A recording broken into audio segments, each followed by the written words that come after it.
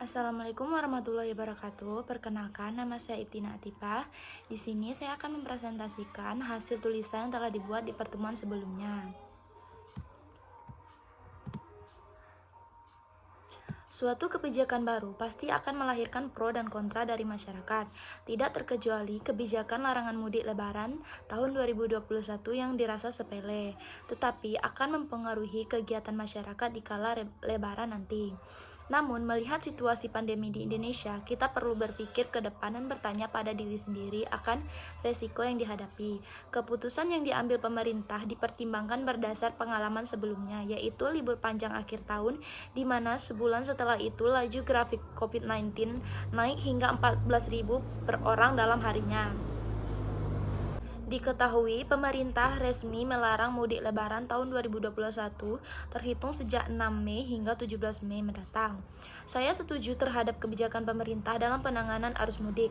Namun, hal ini sama saja tidak berpengaruh banyak jika pada hari sebelumnya masih diperbolehkan mudik. Larangan mudik yang diberlakukan tidak untuk menurunkan angka penularan COVID-19. Justru ini menjadi peluang bagi orang untuk pulang kampung sebelum tanggal yang ditetapkan, dan kemungkinan besar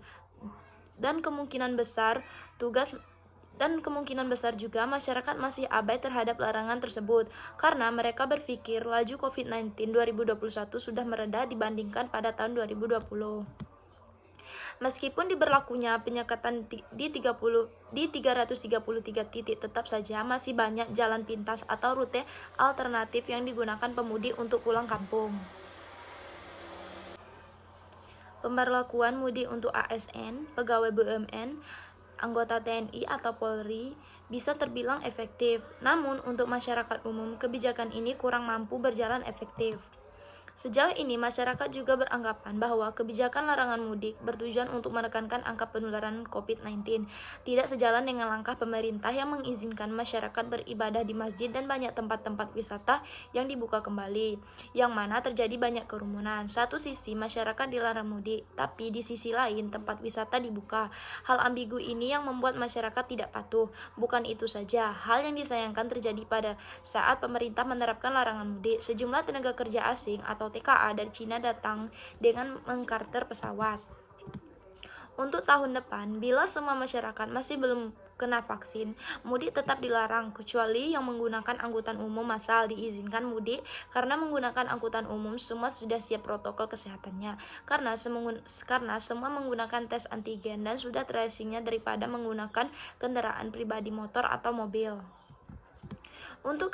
Untuk kebijakan yang dilakukan di daerah saya sendiri, pemerintah Provinsi Jambi melarang mudik lebaran antar kabupaten atau kota dalam provinsi selama periode 6 hingga 17 Mei 2021.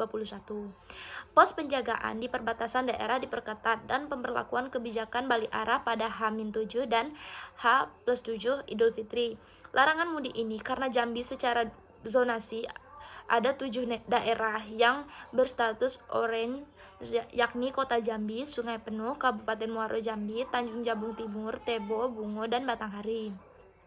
Sisanya masuk zona kuning seperti Sarolangun, Merangin, Kerinci, dan Tanjung Jabung Barat. Dari sisi zonasi Jambi belum aman dan sangat bahaya untuk melakukan arus mudik, kata Sekretaris Daerah Jambi Sudirman usai rakor Forkompimda terkaitan keputusan larangan mudik antar kabupaten atau kota dalam provinsi.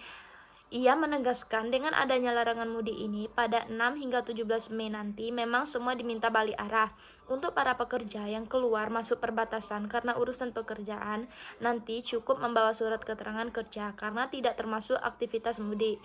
Sesuai pengecualian pemerintah pusat seperti ibu hamil, kematian, transportasi logistik, dan aturan pengecualian dari pemerintah pusat lainnya boleh melintas. Untuk pengawasan mudik selama H-7 Lebaran akan ada pengetatan masuk ke Jambi dan pos penjagaan perbatasan antar kota atau kabupaten.